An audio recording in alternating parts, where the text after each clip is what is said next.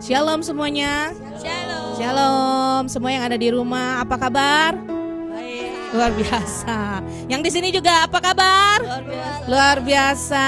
Haleluya. Ya terlihat ya dari dari posturnya yang sangat terberkati sekali gitu ya.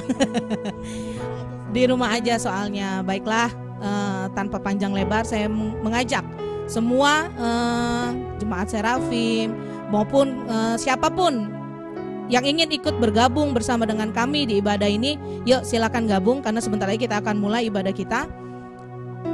Saya berharap semua dalam keadaan sehat, tetap dalam pemeliharaan Tuhan yang luar biasa, sehingga hari ini kita mau mencari Tuhan, mengucap syukur untuk segala yang Tuhan lakukan dalam kehidupan kita.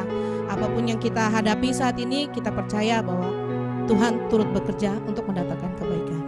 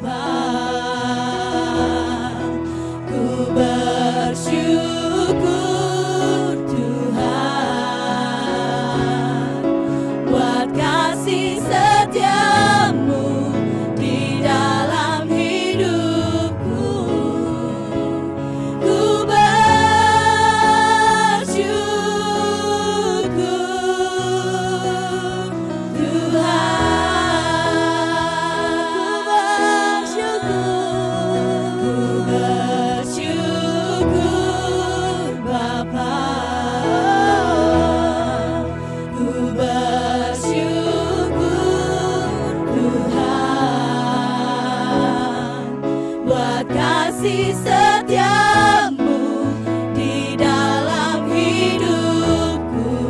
Ku bersyukur, bersyukur selalu,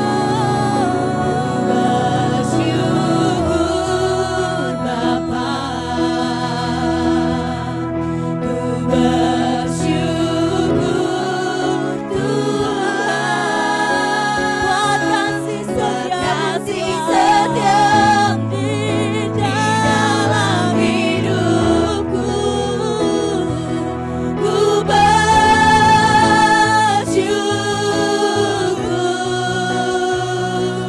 Tuhan, ku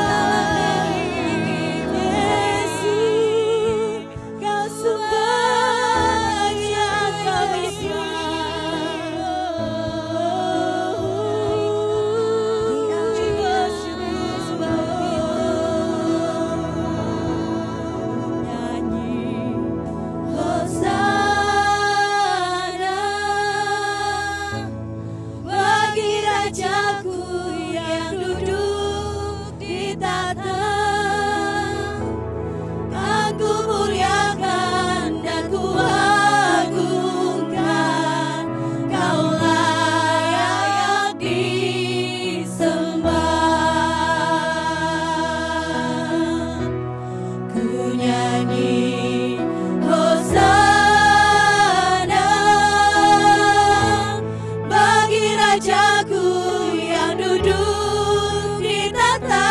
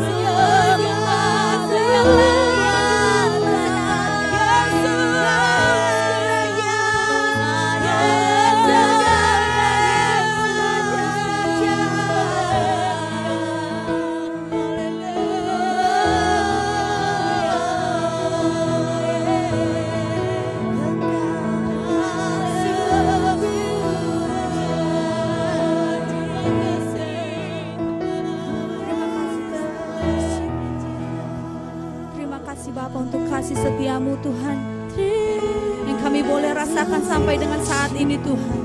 Penyertaan-Mu Tuhan, perlindungan-Mu Tuhan, nyata bagi setiap hidup kami siang hari ini ya Bapa.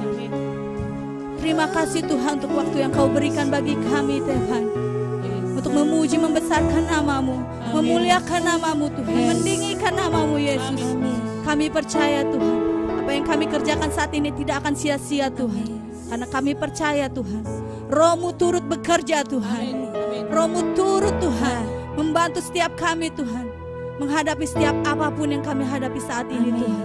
Kami percaya Tuhan, penyertaan-Mu, perlindungan-Mu Tuhan, kami dapatkan Tuhan, kami peroleh Tuhan pada siang hari ini ya Bapa. Sebentar kami akan mendengarkan firman-Mu ya Bapa.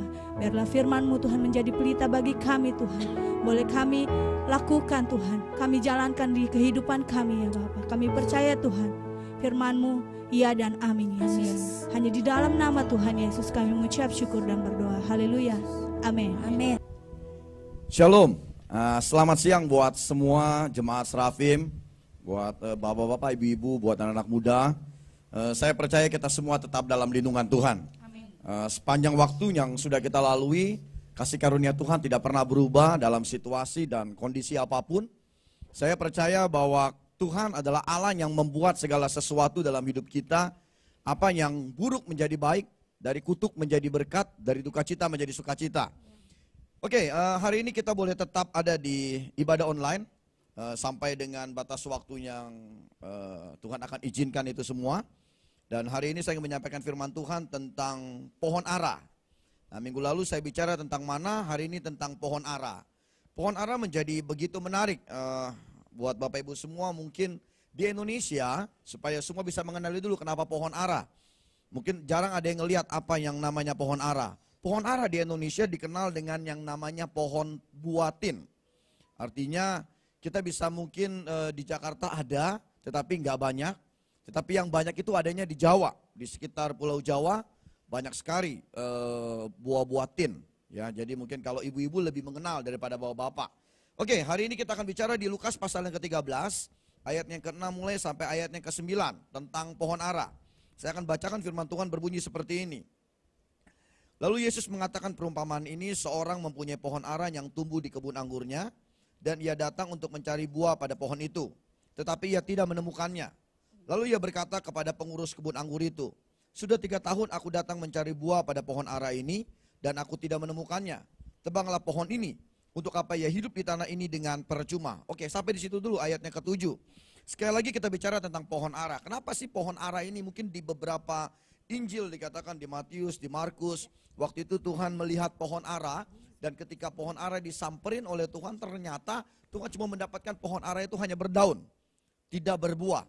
Nah, kalau hari ini yang kita baca di Lukas pasal 13 ini, pohon ara yang ada di dalam taman, di dalam satu kebun. Artinya bukan pohon ara yang tiba-tiba tumbuh. Artinya bukan pohon ara yang ada di pinggir jalan. Artinya bukan pohon ara yang kita sebut pohon ara liar. Tetapi pohon ara yang di dalam Lukas pasal 13 ini dikatakan adalah pohon ara yang hidupnya di dalam kebun anggur. Ada yang istimewa mengenai pohon ara. Jadi saya ingin mengajak dulu kita semua melihat arti daripada pohon ara. Kenapa kok Tuhan kasih perumpamaan pohon ara? Kenapa kok pohon ara menjadi menarik? Kenapa kok pohon ara dibicarakan di Alkitab? Alkitab berkata seperti ini. Pohon ara itu sudah ada dari zaman dulu. Nah, ini yang menarik banget. Ternyata malah Alkitab menyebutkan pohon ara itu ada di dalam Taman Eden. Di Kejadian pasal yang ketiga ayat 7, maka terbukalah mata mereka berdua dan mereka tahu bahwa mereka telanjang.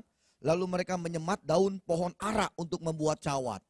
Adam dan Hawa ketika jatuh dalam dosa mengambil daun pohon ara lalu dipakai. Jadi yang pertama adalah pohon ara ada di dalam Taman Eden. Yang kedua, pohon ara kenapa menjadi menarik? Karena pohon ara ternyata ada di tanah perjanjian. Itu ada di tanah Kanaan. Ulangan pasal 8 ayat 7 sampai 8. Sebab Tuhan Allahmu membawa engkau masuk ke dalam negeri yang baik.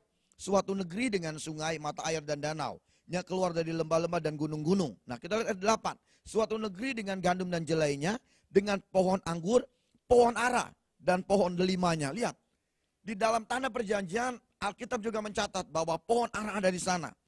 Yang ketiga, kenapa pohon ara menarik? Alkitab katakan seperti ini, 1 Raja-Raja ayat 19, pasal 19 ayat 5. Sesudah itu ia berbaring dan tidur di bawah pohon arar itu.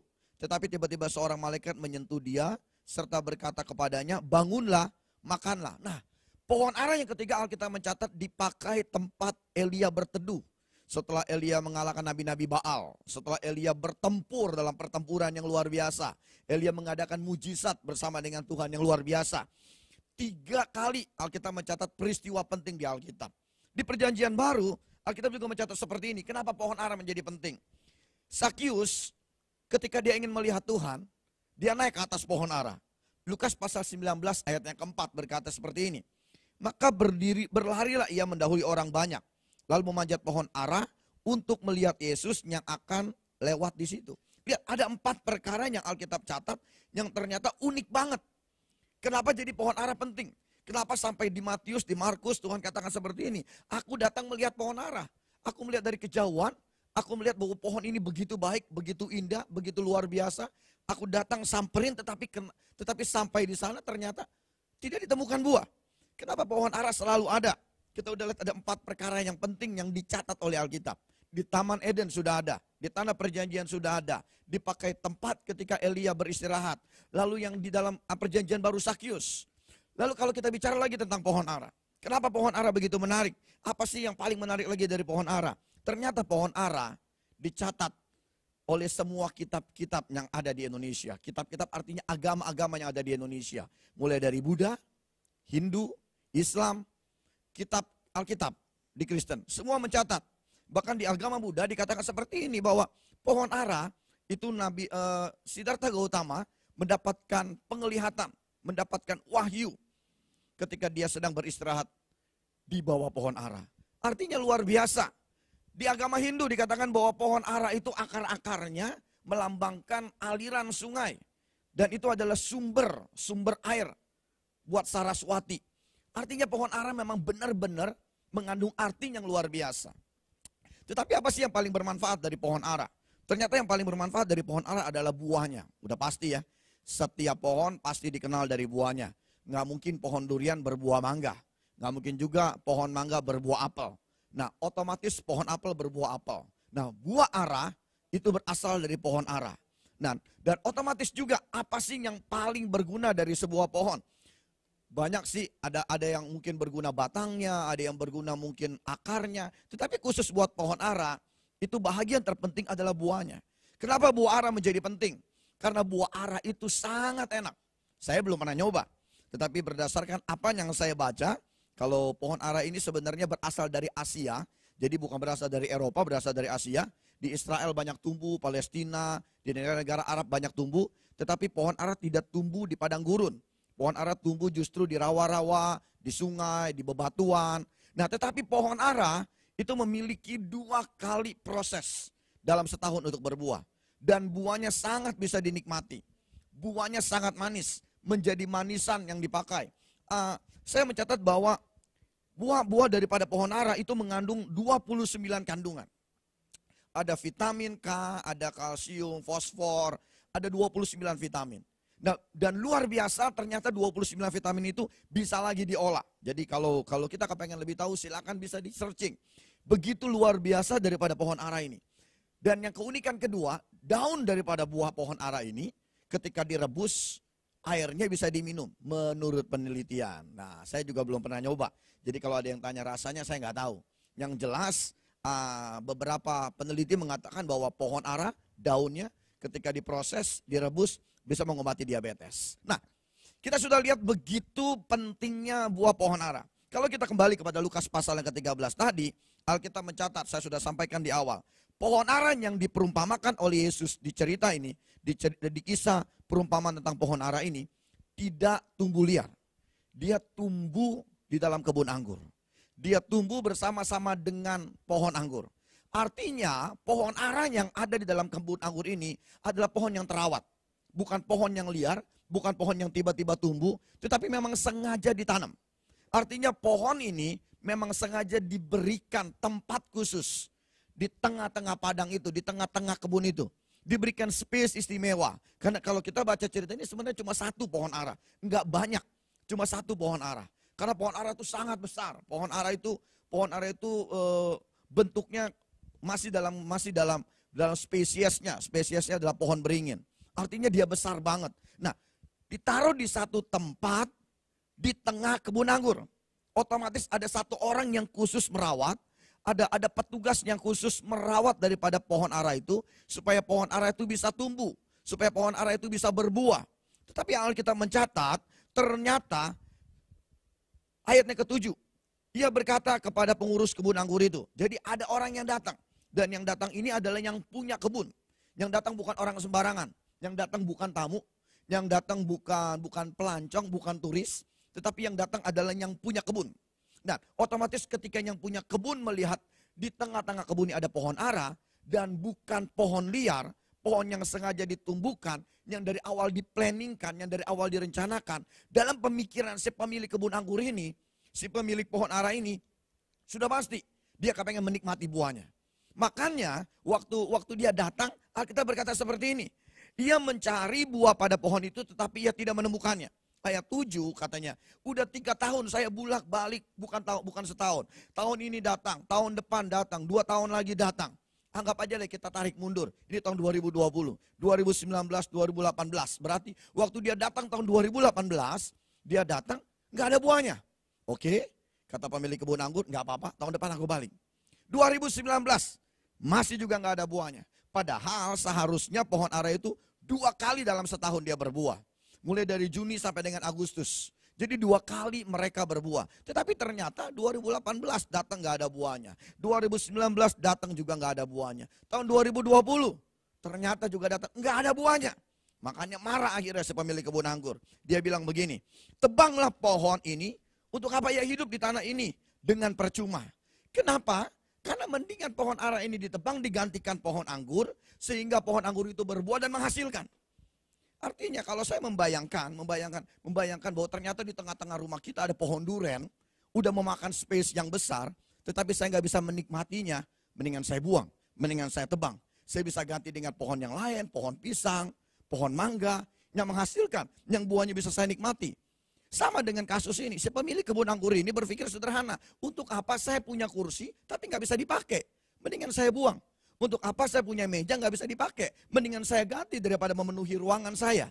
Ketika saya punya jam tangan saya seharga mungkin banyak mereka yang di luar sana punya miliaran, nggak usah mahal-mahal. Saya punya jam tangan mungkin cuma seharga 100-200 ribu.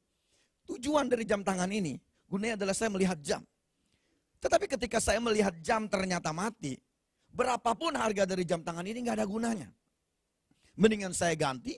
Saya bisa beli yang lebih murah atau saya bisa beli yang lebih mahal tetapi berfungsi. Sama dengan pohon ara ini bukan pohon yang tumbuh di tengah jalan.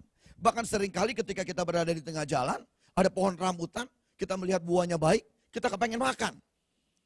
Apalagi ini ditanam secara khusus, dirawat secara khusus. 3 tahun berturut-turut pemilik kebun datang, tetapi tidak menemukan apa-apa. Apa gunanya? Apa fungsinya? Kita punya jam semahal apapun di rumah kita gantung, mereknya merek apapun. Tetapi ketika kita mau ingin melihat jam sesuai dengan fungsinya, sesuai dengan keadaannya, nggak berguna. Untuk apa ada jam itu? Mendingan kata-kata si pemilik kebun, kita buang, kita ganti dengan lukisan. Akan lebih manis ruangan kita. Sama dengan kebun anggur ini. Daripada tidak menghasilkan, maka pemilik kebun anggur berkata, udah tebang aja. Nggak perlu ada, buang aja. Kita ganti dengan pohon anggur, supaya pohon anggur ini berbuah, space yang dipakai, ruangan yang dipakai, tempat yang dipakai oleh pohon ara ini digantikan oleh pohon anggur, dan pohon anggur itu berbuah, bisa dinikmati.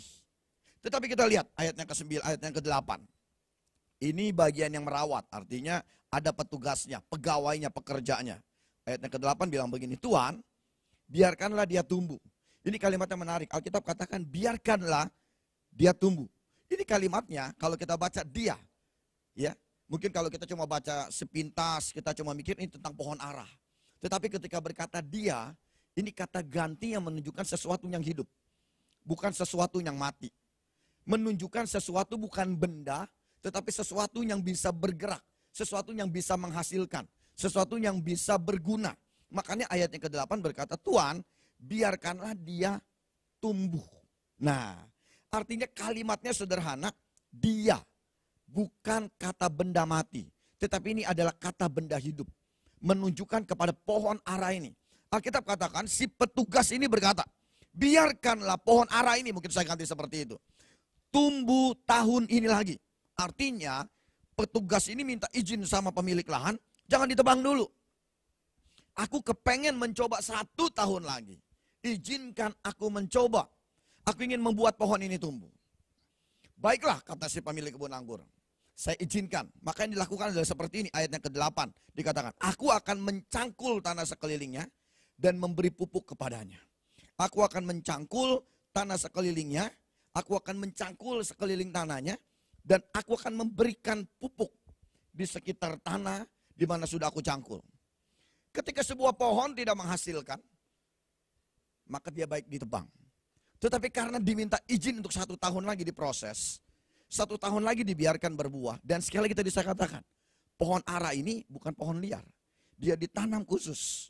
Makanya si perawatnya merasa, jangan dong, kasihan dong, enggak tega.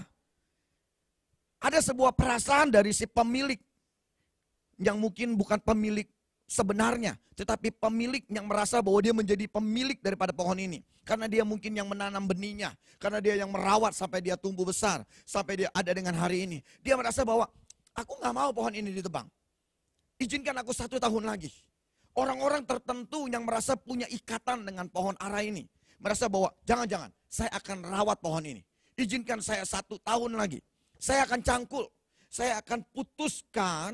Apa sih yang namanya cangkul dalam dunia perkebunan? Dalam dunia perkebunan, kenapa harus dibuat sekeliling? Artinya si perawat ini ingin memutus hubungan dulu.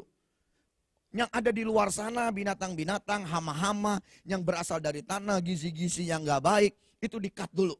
Di-cut dulu supaya sana semua pergi menjauh. Lalu biarkan tanah yang di sekeliling pohon ini yang akan dirawat, yang akan diberikan pupuk. Sehingga pupuk yang diberikan, gizi yang diberikan, itu murni diserap oleh si pohon ini. Sehingga gak diserap oleh sekitarnya. Sehingga pupuk yang ditaburkan di sekeliling pohon ini sudah di-cut. Artinya gak ada lagi.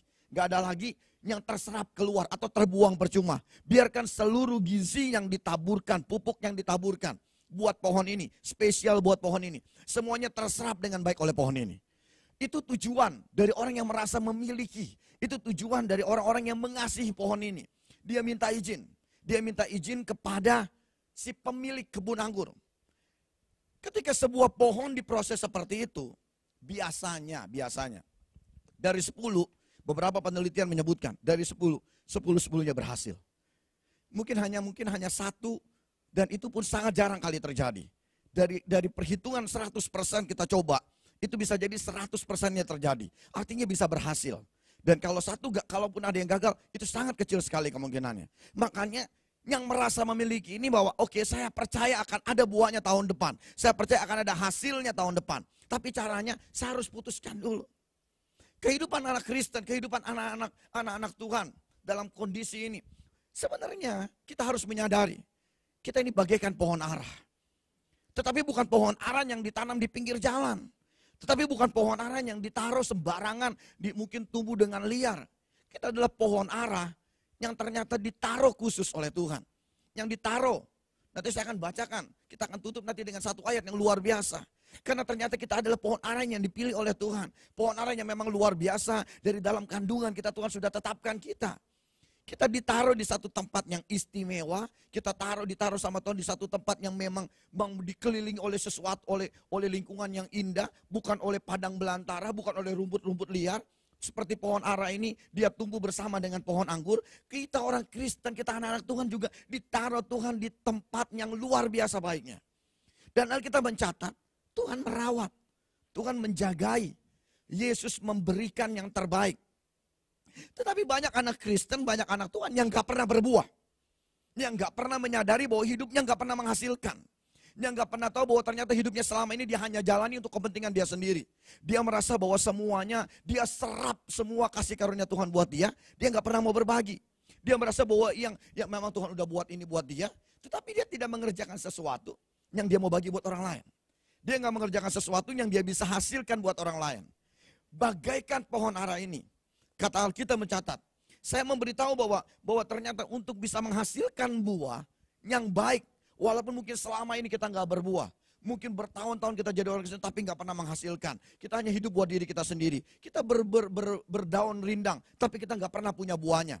Ingat, sebuah pohon dikenal namanya dari buahnya. Ketika pohon yang tidak berbuah, kita akan sulit mengenali. Mungkin kita bisa lihat daunnya, tapi mirip-mirip. Tapi kita nggak bisa persis tahu bentuknya, dari bentuk daunnya kita langsung tahu itu buahnya. Enggak. Tetapi ketika buahnya muncul, kita akan langsung tahu itu pohon apa. Orang Kristen menamakan dirinya Kristen, memiliki KTP Kristen, datang ke gereja setiap minggu ataupun setiap hari. Saya cuma mau katakan, itu adalah daun. Lalu ketika engkau melayani di gereja, ketika engkau suka baca firman pun, ketika engkau rajin berdoa sekalipun, engkau suka puasa sekalipun, tapi itu hanya untuk dirimu sendiri, saya cuma mau katakan, saya cuma mau bilang, engkau juga tidak akan dikenal adalah seorang yang memiliki kehidupan seperti Kristus.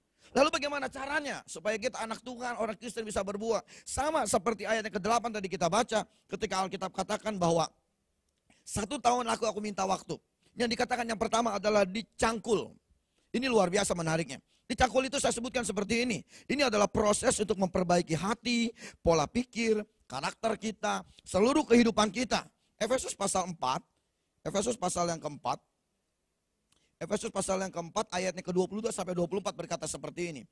Yaitu bahwa kamu berhubung dengan kehidupan kamu yang dahulu harus menanggalkan manusia lama yang menemui kebinasaannya oleh nafsunya yang menyesatkan.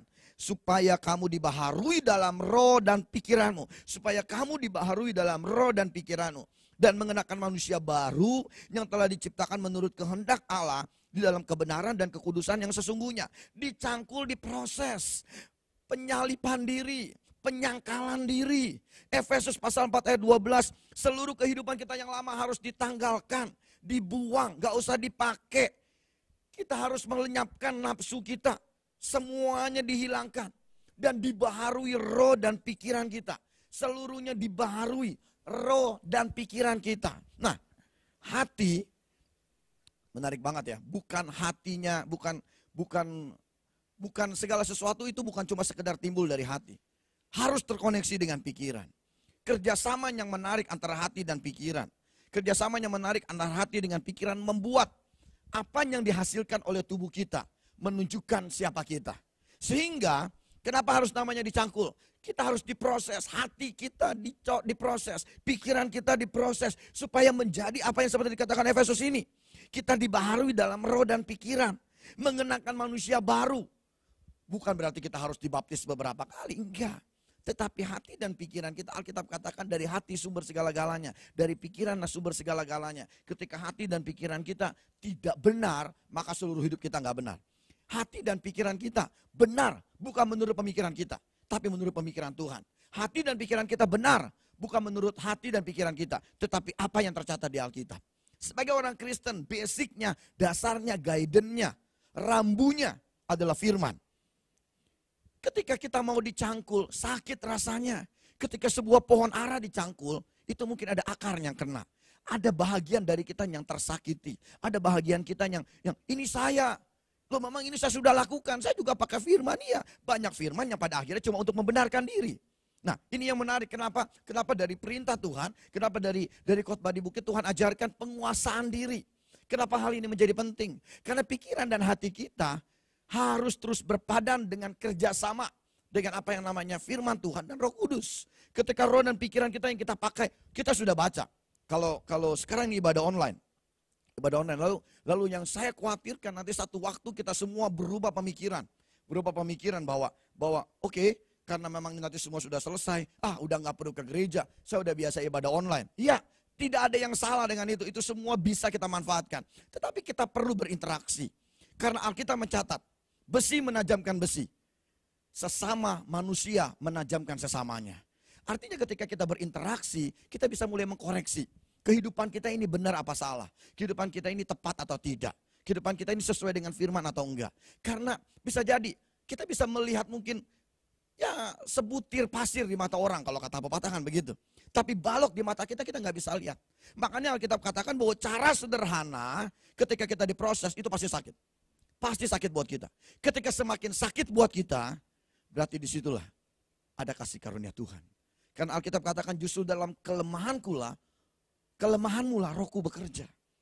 Lalu yang kedua Alkitab mencatat seperti ini, diberi pupuk. Apa sih itu diberi pupuk? Banyak orang merasa udah cukup, saya udah tersakiti. Apalagi yang kurang? Apalagi yang harus saya terima?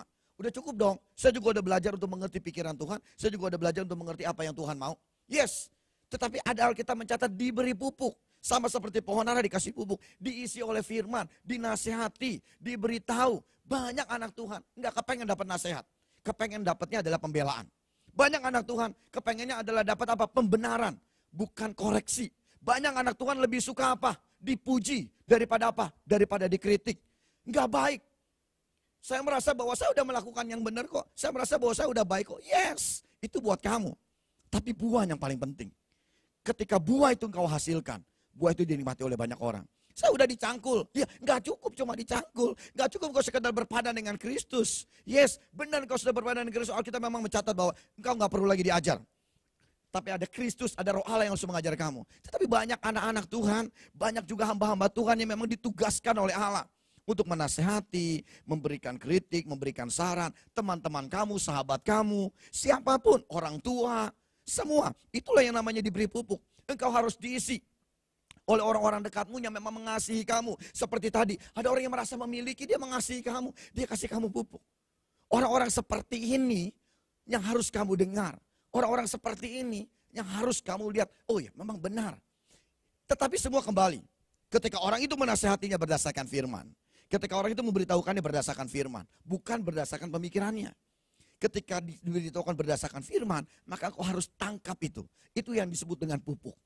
Lalu Roh Kudus, penting banget ketika kau terkoneksi dengan Tuhan, engkau mematikan rohmu dan biarkan Roh Kudus bertakhta atas hidupmu. Engkau mematikan rohmu, Alkitab mengatakan seperti ini, Yohanes pasal 4 ayat ke-26. Tetapi penghibur, yaitu Roh Kudus, yang akan diutus oleh Bapa dalam namaku, Dialah yang mengajarkan segala sesuatu kepadamu dan akan mengingatkan kamu akan semua yang telah kukatakan kepadamu. Nah, engkau punya roh. Saya tahu kita punya tubuh, punya jiwa, punya roh. Tetapi jangan biarkan rohmu yang dominan. Mari biarkan Roh Kudus yang dominan dalam hidupmu. Biarkan Roh Allah yang dominan. Bagaimana caranya membedakan rohmu dengan Roh Allah? Kalau saya jabarkan akan panjang, tetapi saya mau berikan hal yang paling sederhana. Apa yang membedakan rohmu, roh manusia dengan rohnya daripada Allah? Bagaimana cara saya tahu bahwa saya ini sudah dibenarkan dari Roh Kudus? Saya sudah dapat dari wahyu dari Roh Kudus. Satu hal, sederhana banget. Ketika semua itu berasal dari Roh Kudus, nomor satu, Tuhan yang disenangkan. Bukan dirimu yang disenangkan. Nomor dua, orang di sekitarmu disenangkan. Bukan cuma dirimu yang disenangkan. Karena Samuel ketika Roh Allah hinggap, ketika Roh Allah mengurapi Samuel, ketika Roh Allah hidup dalam diri Samuel, kita mencatat, dia tumbuh, dia besar, disukai oleh Allah dan disukai oleh sesamanya. Sederhana kan? Sederhana. Bagaimana ketahuan bahwa Roh Allah hidup dalam diri kita? Enggak cuma kita yang disenangkan. Nomor satu harus Tuhan yang disenangkan. Nomor dua, orang di sekitarmu. Samuel dihinggapi oleh Roh Allah. Daud ketika Allah mengurapi dia, Tuhan disenangkan. Orang-orang di sekitar dia disenangkan. Kuncinya sederhana, bagaimana kita tahu? Saya mau coba akhiri firman Tuhan hari ini dengan Yohanes pasal yang ke-15 ayat 16. Kita mau buka ayat ini, Yohanes pasal 15 ayat 16. Alkitab berkata seperti ini. Panggilan kita, anak-anak Tuhan, panggilan kita orang yang percaya adalah untuk berbuah. Bukan kamu yang memilih aku, tetapi akulah yang memilih kamu.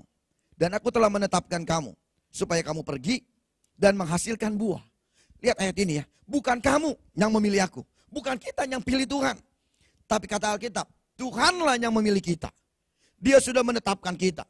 Untuk kita pergi, ngapain kita pergi? Menghasilkan buah. Wow, ini yang luar biasa. Bukan pergi menyenangkan diri, bukan pergi sekedar pergi jalan-jalan, bukan pergi sekedar pergi asal-asalan tanpa tujuan. Tapi Alkitab mencatat untuk menghasilkan buah. Ya kan? Menghasilkan buah. Dan buahnya itu harus tetap 2 kali setahun seperti pohon ara ini. Buahmu harus tetap konsisten berbuah, konsisten terus berbuah. Tidak boleh tidak berbuah. harus terus berbuah. Supaya apa yang kamu minta kepada Bapa dalam namaku, diberikannya kepadamu. Supaya apa? Supaya apapun yang kita minta kepada Bapa diberikan. Yohanes 15 ini ayat 16. Panggilan kita dari awal. Panggilan kita dari awal adalah untuk menghasilkan buah. Sehingga dari buah inilah kita dikenal sebagai anak-anak Tuhan. Sehingga dari buah inilah kita dikasih tahu bahwa kita adalah miliknya Tuhan. Kalimat yang menarik saya coba catat, saya coba simpulkan seperti ini. Jangan hanya memiliki penampilan menarik dari luar. Performance. Di gereja engkau show off. Orang-orang mungkin tahu engkau baik. Tapi itu hanya karakter yang engkau tunjukkan ketika engkau ingin menunjukkan bahwa engkau ini adalah orang yang baik. Engkau menunjukkan bahwa engkau adalah orang yang baik tetapi hanya kepada orang-orang yang tertentu. Makanya saya coba simpulkan dengan jangan hanya memiliki penampilan menarik dari luar. Karena ini hanya performance. Tetapi tidak menghasilkan apapun. Engkau bisa tampil terlihat seperti orang suci. Engkau bisa tampil terlihat seperti orang yang luar biasa kudusnya. Tetapi sebenarnya kau nggak menghasilkan apapun. Karena kau menjadi orang yang munafik. Rohmu tidak berpadan dengan Kristus. Hidupmu tidak berpadan dengan Kristus. Berfungsi secara individu.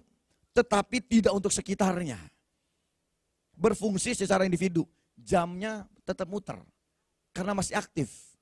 Tapi nggak ada gunanya. Karena waktu kita lihat jamnya salah. Karena waktu kita lihat jamnya nggak pas dengan yang seharusnya. Apa gunanya? Seharusnya berfungsi tidak secara individu, tetapi berfungsi untuk memberi kehidupan dan kesegaran kepada orang-orang di sekitarnya. Ingat, di kondisi seperti ini, inilah waktunya kita diproses Tuhan. Inilah waktunya dengan situasi yang membuat kita sepertinya merasa bahwa kayaknya terlalu berat kondisi dan situasi seperti ini. Tapi ini waktu kita menunjukkan, kita punya buah. Buah yang berpadan dengan Kristus. Kita menunjukkan kita punya buah.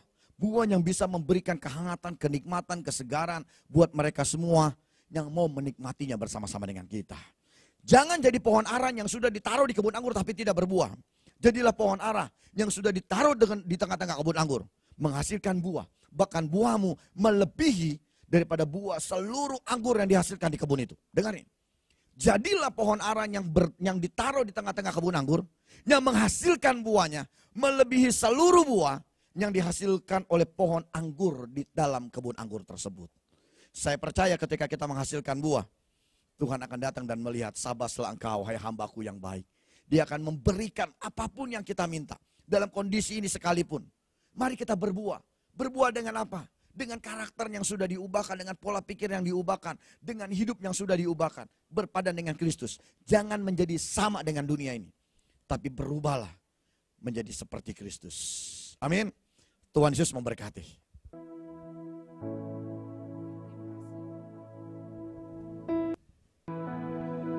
Baiklah, terima kasih untuk firman Tuhan. Saya percaya bahwa firman Tuhan itu pasti akan memberkati kita semua. Amin. Amin. Amin. Baiklah, kita sudah berada di hampir penghujung ibadah kita pada pagi hari ini. Dan kita mau menaikkan satu pujian.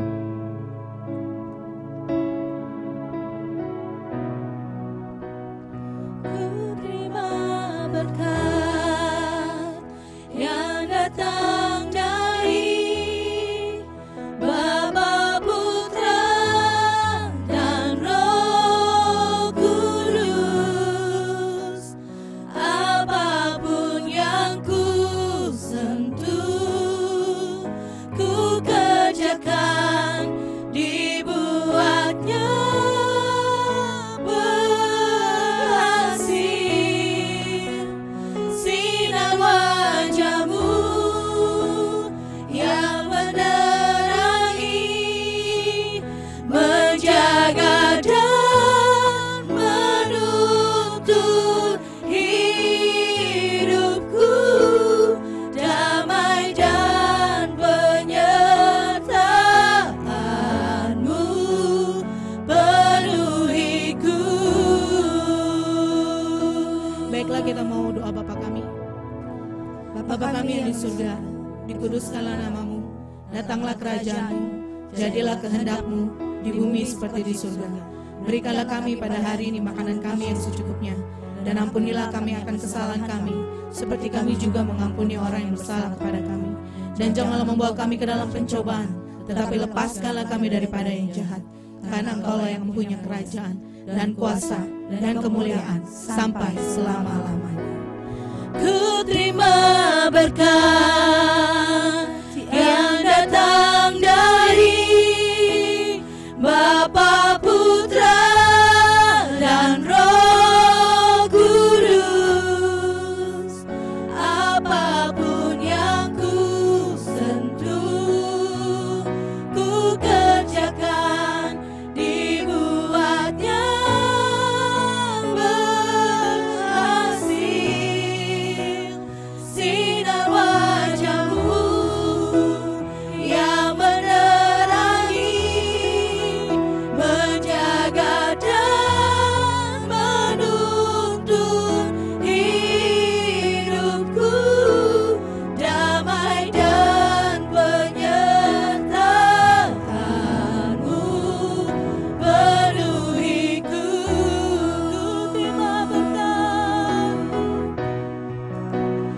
Ku terima berkat yang datang dari Bapa, Putra, dan Roh Kudus.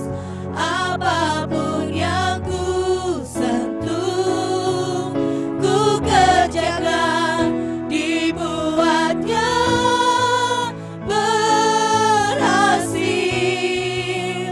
Sinar wajah-Mu yang menerangi, menjaga dan menuntun hidupku. Damai dan penyertaan-Mu penuhiku. Terima kasih Tuhan. Terima kasih buat setiap kebaikan yang Tuhan sudah berikan buat kami Tuhan. Setiap pujian, pengagungan yang sudah kami naikkan sebagai ucapan syukur kami Tuhan. Karena Engkau begitu baik. Engkau begitu luar biasa dalam hidup kami Tuhan. Mengiring keseharian kami Tuhan. Mencukupkan apa yang menjadi kebutuhan kami Tuhan. Dan pagi ini Tuhan, kami diisi oleh firman-Mu Tuhan. Firman-Mu yang menyejukkan setiap hati kami Tuhan. Yang membawa kami untuk selalu bertumbuh. Kami tidak mati Tuhan. Tapi karena ada Engkau Tuhan yang memberikan pertumbuhan itu dalam hidup kami Tuhan. Kan saat tumbuh itu Tuhan, akar itu boleh terus tertanam kuat. Dan buah itu Tuhan boleh berbuah banyak. Saat itu kami nikmati, kami juga boleh memberkati sekeliling kami Tuhan. Terima kasih Tuhan buat setiap hal yang baik, hal yang berharga untuk kami miliki dalam hidup kami Tuhan. Kami percaya Tuhan, setiap roh kami selalu ada Roh-Mu yang menuntun setiap hidup kami Bapa. Terpujilah nama-Mu Tuhan, terpujilah Bapa. Bukan kami yang ditinggikan, tapi nama-Mu yang selalu ditinggikan lewat hidup kami, lewat apa yang kami kerjakan. Penyertaan Tuhan buat sepanjang minggu ini, buat setiap jemaat-Mu dimanapun Tuhan. Berkat kasih anugerah Tuhan, perlindungan yang daripada Tuhan Yesus menyertai setiap kami. Kekuatan, perlindungan, setiap apapun yang mengadang kami Tuhan, Engkau telah halaukan. Kami berdoa buat bangsa kami Indonesia Tuhan, dan negara-negara yang saat ini juga mengalami hal yang sama Tuhan.